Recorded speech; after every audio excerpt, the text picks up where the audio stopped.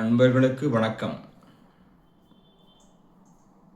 ஆணிலை astro Karur டிவியின் சார்பாக அனைவரையும் அன்புடன் வரவேற்கும் ஆணிலை கே பாலகிருஷ்ணன். 2026 நடைபெறும் இச்சனிப்பெயர்ச்சியினுடைய மீன ராசிக்கு பயிற்சியாகும் இச்சனிப்பெயர்ச்சியினுடைய நற்பலன்களை மீன ராசி மீன லக்னத்திற்கு எல்லாம் வல்ல அருள் தரும் அலங்காரவள்ளி சவுந்தரநாயகி உடனாகிய கல்யாண பசீஸ்வர சுவாமியினுடைய பெருங்கருணையினாலே பார்ப்போம். மீனராசி அன்பர்களுக்கு பொதுவாக நன்மை. மீனராசி அன்பர்களுடைய மீன லக்ன அன்பர்களுடைய பெரியம்மா அவர்கள் குடும்பத்தில் ஏதேனும் வெளிநாடு செல்லக்கூடிய ஏற்பாடுகள் இருந்தால் அது சிறப்பாக இருக்கும். மீனராசி மீன லக்ன அன்பர்களுடைய இளைய சகோதரத்திற்கு அனைத்து செயலும் வெற்றி.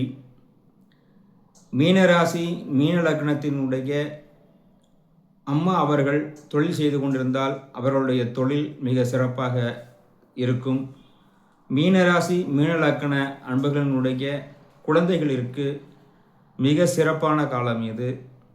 மீனராசி மீன லக்ன அன்பர்களுடைய தாயின் இளைய சகோதரி அவர்களுக்கு உயில் சொத்து எல்ஐசி போன்ற வருமானங்கள் ஏதேனும் வரவேண்டியது இருந்தால் அவசியம் சிறப்பாக அவர்களுக்கு கிடைக்கும். மீனராசி மீன லக்ன அன்பர்களுக்கு திருமணம் ஏதேனும் எதிர்பாலினும் அதாவது நண்பர்களிற்கு திருமணம் சுபகாரியங்கள் சிறப்பாக நடக்கும். மீனராசி மீன லக்ன அன்பர்களினுடைய அத்தை அவர்கள் இல்லத்தில் வேலை போன்ற அமைப்புகள் முயற்சி செய்து கொண்டிருந்தால் அந்த வேலை வாய்ப்புகள் கிடைக்கும். மீனராசி மீன லக்ன அன்பர்களுடைய தந்தை அவர்களுக்கு பூர்வீக சொத்து சம்பந்தமான ஏதேனும் அமைப்புகள் இருந்தால் அவைகள் சரியாகும். மீனராசி மீன லக்ன அன்பர்களுடைய மாமியா அவர்களுக்கு வீடு மனை வாகனம் சொத்து போன்றவற்றை சேருவதற்கு மிக அற்புதமான காலமாக இருக்கும். மீனராசி மீன லக்ன அன்பர்களுடைய மூத்த சகோதரம் சித்தப்பா அவர்களுக்கு முயற்சிகள் சிறப்பாக இருக்கும். இனப்பொலி சம்பந்தமான பிரச்சனைகள் இருந்தால் அனைத்தும் தீர்ந்து அவருடைய முயற்சிகள் அனைத்தும் மிக சிறப்பாக இருக்கும்.